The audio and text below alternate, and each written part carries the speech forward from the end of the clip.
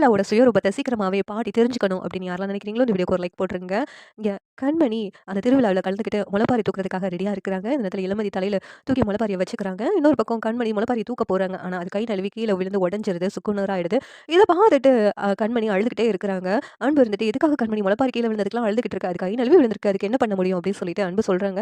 உடனே கண்மணி வந்துட்டு, "எனக்கு என்னமோ இது கெட்ட சகுனம் மாரி இருக்குதுங்க. ஏதோ அசம்பாவிதம் நடக்க போதுன்னு தோணுதுங்க. பயமா இருக்கு" அப்படின்னு கண்மணி சொல்றாங்க. "முளைப்பாரி கீழ விழுந்ததுக்கெல்லாம் இப்படியெல்லாம் பயந்துகிட்டு இருக்காத" அப்படின்னு அன்பு ஆறுதல் சொல்றாங்க. "இங்க பாருங்க கண்மணி அழாதீங்க. நீங்க வேணா என்னுடைய முளைப்பாரிய வேணா தூக்கி உங்களுடைய நேர்த்திக் கடன நிறைவேத்துங்க" அப்படின்னு சொல்றாங்க. கண்மணி வந்துட்டு, அதெல்லாம் வேண்டாம். அது சரியா இருக்காது. நீங்களே உங்க முளைப்பாரிய தூக்கிட்டு போங்க இளமதி" அப்படின்னு சொல்லி கண்மணி அழுதுகிட்டே இருக்கிறாங்க. இங்க அன்போட அம்மா, "அழாத கண்மணி, அப்படி எதுவும் நடக்காது" அப்படின்னு ஆறுதல் சொல்றாங்க. ஆனாலும் அன்போட அம்மாவுக்கு ஏதோ தப்பா நடக்க போகுது.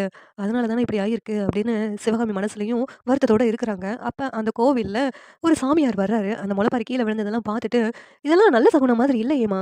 ஏதோ தப்பான ஒண்ணு நடக்க போகுது. அதனால தான் இப்படி அறிகுறியா இருக்குது. நீங்க இந்த கோவில்ல இருக்காதீங்க. இப்பவே கிளம்பி போங்க வீட்டுக்கு. இங்க இருந்தாலே உங்களுக்கு ஆபத்து தான். நீங்க இங்கருந்து கிளம்பி போங்க" அப்படின்னு சொல்லிட்டு அந்த சாமியார் சொல்றாங்க. "என்ன சாமி சொல்றீங்க? இப்படி பேசுறீங்க? இந்த கோவில்ல அப்படி என்ன எங்களுக்கு ஆபத்து வரப்போகுது?" அப்படின்னு கண்மணி கேட்குறாங்க. "அதான் நான் சொல்றேன்ல, இந்த கோயில விட்டு இப்பவே நீ கிளம்பி போயிடு. உன் புருஷனோட சேர்ந்து போயிடு. இங்க இருக்காத.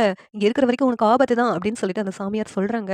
உடனே கண்மணி உட்காந்து அழுதுகிட்டே இருக்கிறாங்க. "என்னங்க முளைப்பாரியும் உடைஞ்சு போச்சு. அந்த சாமியாரும் இப்படி சொல்றாங்க. எனக்கு ரொம்ப பயமா இருக்குது" அப்படிங்கிறாங்க. அன்பு ஆறுதல் சொல்லிக்கிட்டு இருக்காங்க.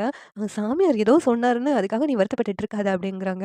"இல்ல இப்படிதான் இதுக்கு முன்னாடி ஒரு கோவில்ல ஒரு சித்தர் சொன்னாரு. அத நான் உதாசீனப்படுத்துனதுனால தான் இப்படி இருக்கிறேன். இதே என்னால உதாசீனப்படுத்த முடியாது. இப்பவே நம்ம ஊருக்கு கிளம்பலாம்" அப்படின்னு கண்மணி சொல்றாங்க. சிவகாமியும், "ஆமா அன்பு இப்பவே நம்ம கிளம்பலாம். ஏதோ தப்பா நடக்க போதுன்னு தோணுது" அப்படிங்கிறாங்க. சரி இப்பவே கிளம்புவோம்னு சொல்லிட்டு அன்பும் சொல்லிக்கிட்டு இருக்காங்க.